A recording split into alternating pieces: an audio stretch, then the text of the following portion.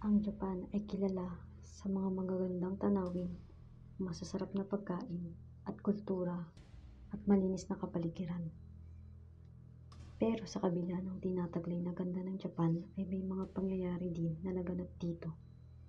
Nagmumuha ng ingay at nagbigay kilabot sa mga taong naninirahan doon.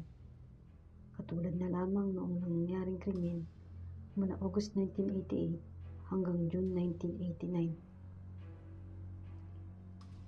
Sa mga panahong ito ay isang serial killer ang pumatay ng 4 na batang babae sa Tokyo at sa Saitama Prefecture. Dinukot at pinatay ng serial killer na ito ang mga batang babae na ang edad ay 4 hanggang 7 taon at ginahasa ang biktima sa mismong sasakyan nito. Bago ito pinaghiwa-hiwalay